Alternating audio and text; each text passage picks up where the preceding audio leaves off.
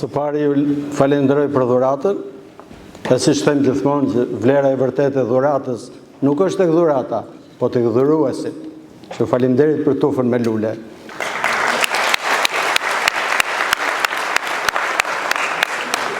Dhe së dyti duhet ja falenderoj të gjithëve. Kur ju pash gjithëve këtu, kontributin e mësuesve, të nxënësve, kjo ka qenë ndoshta një nga dhuratat më të bukura dhe nderimi më i madh që e keni bërë kryepeshkopit Anastas. Sepse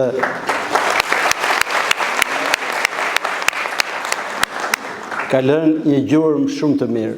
Është një shembull që duhet ndiqet nga gjithë secili nga ju, që t'japi maksimumin që mundet.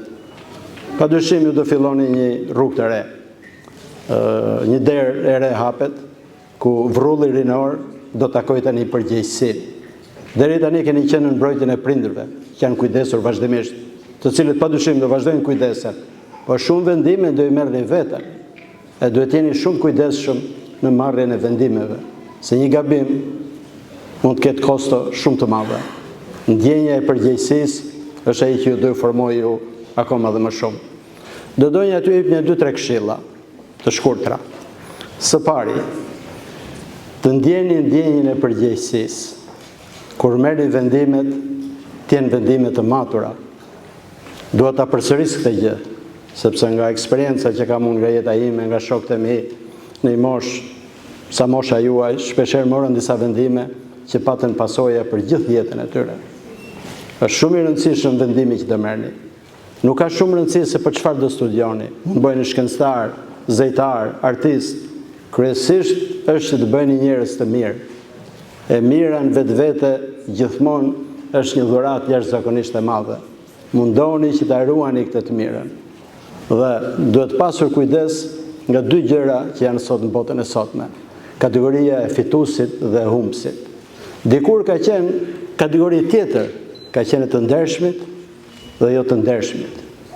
Sot fitues ndoshta quhet njëri që arrin sukses nga jashtë, pavarësisht se çfarë mund të ketë bërë, ose se mund të ketë fituar, që fiton pasuri. Ndërsa njëri i ndershëm dhe i varfër quhet si humbës. Këto kategori nuk janë kategori të vërteta. Këto janë kategori të shtrembruara, sepse realisht ka fituar ai që ka qëndruar i ndershëm dhe i drejtë. Asgjë nuk humbet tek Perëndia. Fituesi i vërtet është i fiton vlerat dhe ndershmërinë. Dhe e dyta është një thënie tjetër, një qarkullim sot në botën moderne, që thonë është jeta ime, do bëj çfarë të dua. Padyshim që është jeta juaj, por nuk është vetëm e juaj. Jeta juaj prek dhe jetën e prindërve tuaj, dhe jeta e prindërve tuaj prek dhe jetën tuaj. Njeriu është një qenie komunitare. Ne kemi përgjegjësi edhe për të afërmit tonë rrotull. Prandaj jeta nuk është vetëm e jona, por është edhe gjithë njerëzve që janë rrotullnesh. Dhe së treti, ruajeni miqësinë. Miqësia është një nga dhuratat më të mëdha. Një shenjtë i kishës madje e krahasuar miqësinë me një sakrament. Sakramentet ose misteret e kishës janë pagëzimi, kungimi e gjitha të tjera. Dhe ai e krahason në këtë formë. Në teologji sakramenti është kjo gjë, që përmjet shenjave të dukshme transmetohet hiri i padukshëm i Perëndisë. Edhe nëpërmjet miqësisë transmetohet ky hir, që i jep njeriu të gëzim. Një jetë pa miq nuk ka gëzim. E një jetë pa gëzim është një jetë e gjymtuar. Së fundi, do doja të jepsha edhe këshill miqësore prindërve. Fëmijët tuaj tani janë rritur. E keni përpjekur të edukoni, të mësoni, të këshilloni. Tani këshillat le të jenë më të pakta. Qortimet akoma më të pakta. Lutuni për ata. Lutja e prindërve ka fuqi. Historia e gjatë e jetës shpirtërore ka treguar që lutja e prindërve për fëmijët do japi një mbështetje jashtëzakonisht madhe.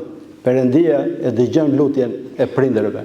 Dhe së fundi, do doja të falenderoja mësuesit që me devotshmëri ju kanë qëndruar pranë, nga çfarë dëgjova këtu jam shumë i gëzuar dhe ju kanë mësuar, dhe ju uroj të gjithëve ju që në udhëtimin dhe rrugtimin e jetës tuaj, Perëndia t'ju udhëheq, t'ju ndriçojë e t'u mbështesi. Amin.